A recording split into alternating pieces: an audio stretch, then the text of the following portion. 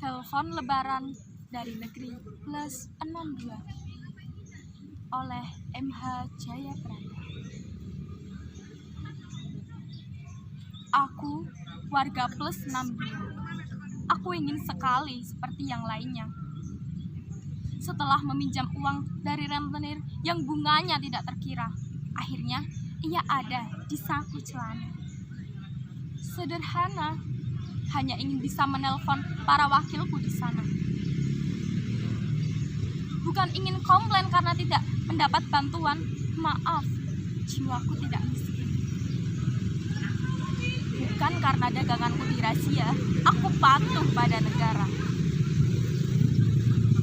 Aku hanya ingin mendengar suara mereka, ingin berdiskusi, dan rindu seperti pada saat kampanye dulu. Aku mencari nomor mereka. Aku tanya Pak RT, dia tidak tahu. Aku tanya Pak Lurah, dia juga tidak tahu. Aku tanya pada poster-poster sisa kampanye di jalanan, dia juga tidak tahu.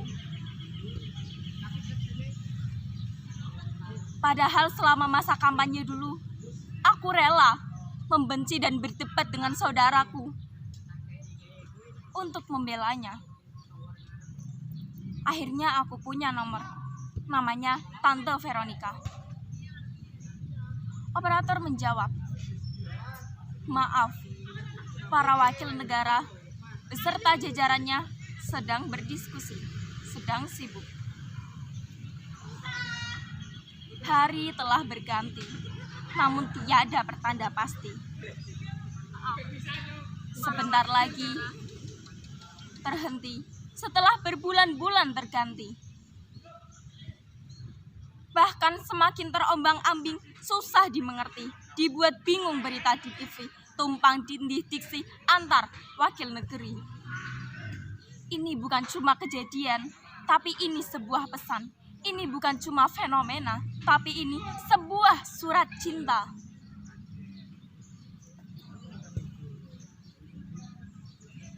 Tuhan sunyikan langgar dan mimbar tempat pernah mengumbar. Tuhan sunyikan majelis tempat pernah mengkafirkan yang tak segaris.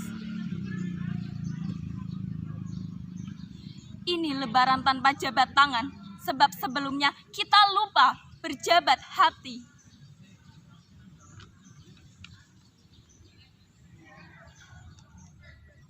Aku ingin ingatkan kepada mereka, kepada pengurus negara, aku cuma ingin bertanya, kapan corona ini sirna?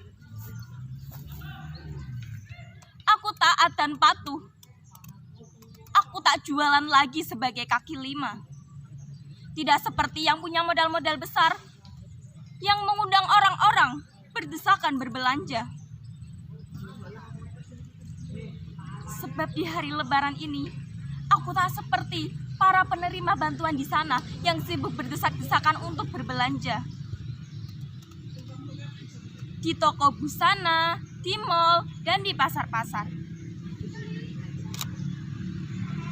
Melihat mereka yang hanya memikirkan dirinya, aku kecewa. Inilah telepon dari warga plus 62. Yang punya modal bisa leluasa, yang miskin dianggap seperti hama. Aku rindu masjid, tetapi hatiku patah.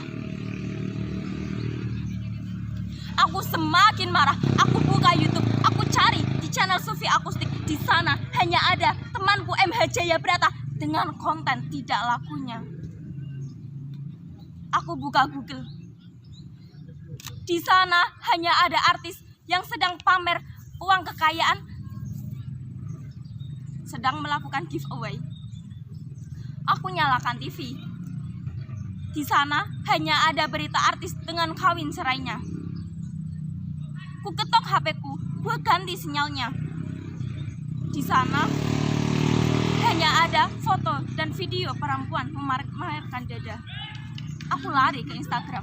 Di sana hanya ada perempuan dengan berbaju ketat, menjulurkan lidah dan bermain TikTok. Aduh ya Robbana. Ku ambil lagi telepon pintarku. Ku marahi, kamu tidak pintar, Kalau kamu pintar, kamu seharusnya bisa menyambungkan aku dengan para wakilku di sana. Aku hanya ingin bertanya tentang kepastian kapan pandemik ini sirna. 4 bulan aku tidak bekerja. Aku sekarat bukan karena melanggar aturan aparat, tetapi karena hilangnya empati warga plus 62. Mereka yang sibuk berbelanja masih menggerutu. Tiba-tiba sebuah panggilan telepon tiba-tiba berdering. Ku angkat dan ku jawab.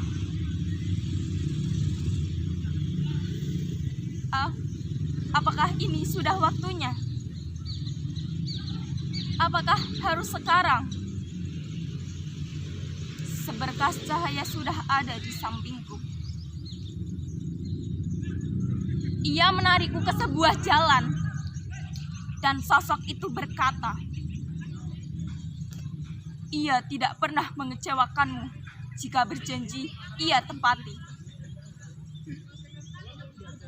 Kembalilah kepadanya.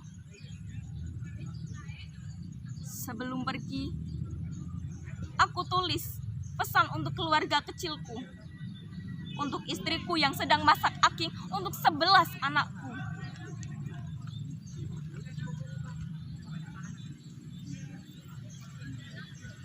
Mohon maaf lahir dan batin, Mae. Selamat berlebaran tanpa Pae. Di balik kertas ini ada nomor wakil kita. Teleponlah jika tanpa Pae kalian kelaparan. Waktu itu kita sekeluarga memilihnya. Cobalah lagi, semoga beruntung.